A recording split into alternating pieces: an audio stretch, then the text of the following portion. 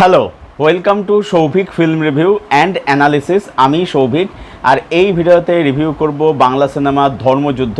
ছবিটা 2022 সিনেমা। তো ছবিটা আমার দেখা হয়ে ওঠেনি সেই সময়। তো ছবিটা আজ থেকে হইচইতে স্ট্রিম হওয়া শুরু হয়েছে, সেখান থেকে ছবিটা দেখলাম এবং এখন ছবিটা রিভিউ তোমাদের জন্য করব। তো পরিচালক হচ্ছে রাজ চক্রবর্তী এবং এখানে ফিচার করেছে সাথীলেখা সেনগুপ্ত, তার সাথে রয়েছে ঋত্বিক চক্রবর্তী, সোহম চক্রবর্তী, পার্নো মিত্র, শুভশ্রী গাঙ্গুলি, কৌশিক রায়, রুদ্র সেনগুপ্ত সহ আরও অনেকে। তো এই ছবির গল্পটা হচ্ছে একটা জায়গাতে হিন্দু মুসলিম দাঙ্গা বেঁধেছে, যেটা চূড়ান্ত পর্যায়ে পৌঁছে গেছে এবং জরুরি অবস্থা জারি করা হয়েছে। এবং একটা বাড়িতে একটা রাতে সেখানে আমরা দেখতে পাচ্ছি যে বাড়িটা সাথীলেখা বাড়িতে সাথীলেখা থাকেন আর কি। তো সেখানে ঋত্বিক, সোহম, শুভশ্রী, পার্নো এরা সব রয়েছে আর কি। এবারে কি হচ্ছে এই নিয়ে হচ্ছে গল্প। এবার এর থেকে বেশি গল্প জানতে গেলে তুমি হইচই থেকে সিনেমাটা দেখে ফেলো। পজিটিভ দিক, নেগেটিভ দিক। আমার কাছে এই ছবিটার জন্য কিছু পজিটিভ দিক রয়েছে, আবার কিছু নেগেটিভ দিকও রয়েছে।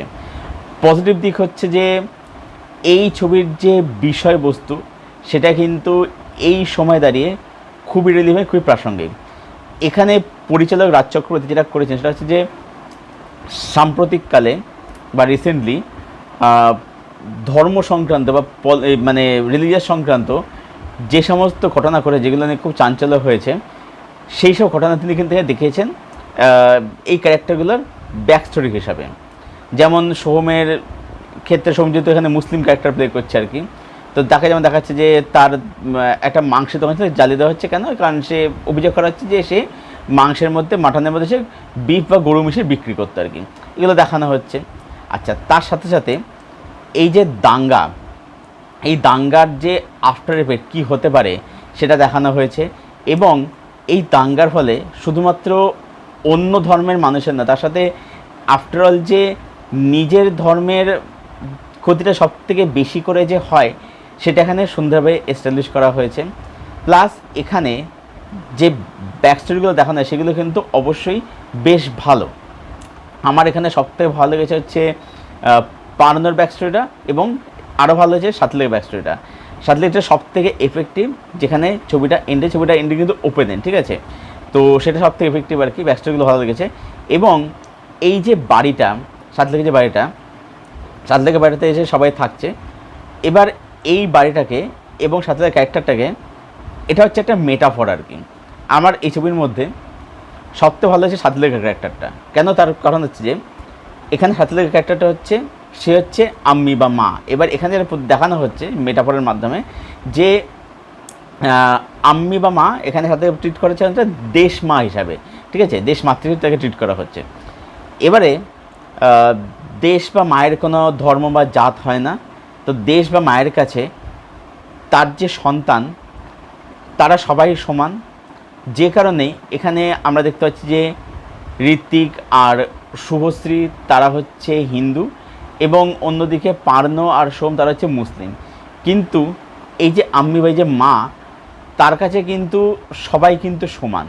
তো এই যে মেটাফরটা বা এই বাড়িটা ট্রিট করা হচ্ছে একটা মানে মিনিট হিসেবে, একটা সেকুলার, একটা ট্রু সেকুলার কান্ট্রি বাড়িটাকে ট্রিট করা হচ্ছে আর কি। সেটা অবশ্যই খুব ভালো, ঠিক আছে। এই বিষয়পত্র ছবির মধ্যে ভালোভাবে শ্যুট করা হয়েছে, দেখানো হয়েছে আর কি। আচ্ছা, তার সাথে বলবো যে ছবির মধ্যে পারফরমেন্স কিন্তু এখানে খুবই ভালো রয়েছে। এখানে সাথীলেখা দারুণ কাজ করেছেন, দুর্দান্ত তার অভিনয়, তার অভিনয় দেখবার মতো। এর সাথে সাথে এখানে ঋত্বিক বলি, সোহম বলি, পার্নো, শুভশ্রী, এছাড়া ছোট্ট চরিত্রে কৌশিক রায়, রুদ্রপ্রসাদ বাবু, তারা প্রত্যেক এখানে ছবির মধ্যে খুব ভালো কাজ করেছে। আচ্ছা, ছবির মধ্যে টেকনিক্যাল অ্যাসপেক্ট যদি বলি, টেকনিক্যাল অ্যাসপেক্ট ছবিটার মধ্যে খুবই ভালো। যেরকম কিছু সিকোয়েন্স রয়েছে বা ওই যে দাঙ্গার যে চিত্রটা সেটা যেভাবে তুলে ধরা হয়েছে, credit goes to cinematographer Samik Haldar, তিনি এখানে দারুণ কাজ করেছেন। তো যেরকমভাবে ছবিটাকে শ্যুট করা হয়েছে, যেভাবে বাড়িটাকে দেখানো হয়েছে, দাঙ্গার দৃশ্য যেভাবে দেখানো হয়েছে আর কি, সেগুলো অবশ্যই খুব মানে দেখতে দারুণ লাগে আর কি। মানে খুব সেগুলো থেকে হার্ডিং লাগে আর কি দেখতে, ঠিক আছে। এবং এটাও দেখানো হচ্ছে তার সাথে যে অ্যাকচুয়ালি যে দাঙ্গা যে হয়, দাঙ্গা অ্যাকচুয়ালি বাধাই হচ্ছে দাঙ্গাবাজরা, ঠিক আছে। এবং পলিটিক্যাল যে লিডার যারা থাকে তারা কিভাবে এই মানুষের এই যে ধর্মান্ধতার সুযোগ নিয়ে সেটা কীভাবে তারা সেটাকে ইউজ করে ব্যবহার করে, মানুষকে বোকা বানাচ্ছে, সেটাও কিন্তু এখানে দেখানো হয়েছে আর কি। তো এই সমস্ত বিষয়ের কারণে ছবিটাকে একটা খুব ভালো ছবি বলা অবশ্যই যেতে পারে। বাট এই ছবিটা কেন একটা খুব দারুণ সিনেমা নয়, তার পেছনে কিছু নেগেটিভ কারণ আছে, সেটা এবার আমি তুলে ধরছি। প্রথম কথা হচ্ছে যে এই ছবিটার যে ন্যারেটিভ সেটা প্রচণ্ডই টু দ্য পয়েন্ট। ছবির মধ্যে কোনো এস্টাবলিশমেন্ট, কোনো বিল্ড আপ কিছু নেই। অ্যাকচুয়ালি এই ছবিটা দেখাচ্ছে হচ্ছে দাঙ্গার আফটার এফেক্ট দেখাচ্ছে। এবার বিষয়টা হচ্ছে যে দাঙ্গাটা কেন শুরু হলো, কোথা থেকে সূত্রপাত হলো, সেটা কিন্তু এখানে প্রপারভাবে এস্টাবলিশ করা নয়।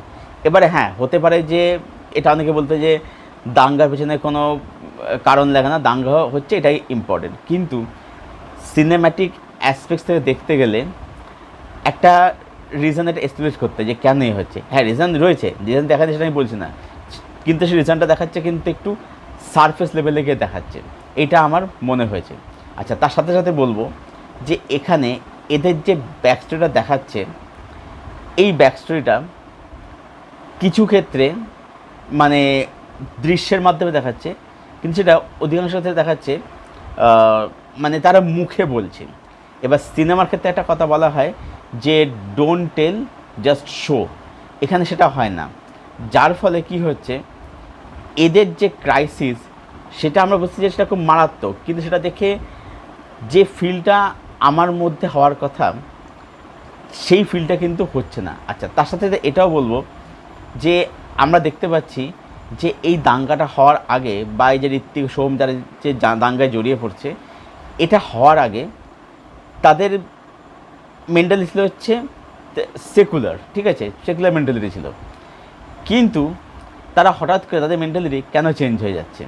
আমি ধরে নিলাম যে তারা সিচুয়েশনে পড়ে তারা অস্ত্র হাতে তুলে নিয়েছে, কিন্তু তার জন্য তাদের কি মেন্টালিটি কি চেঞ্জ হয়ে যাবে?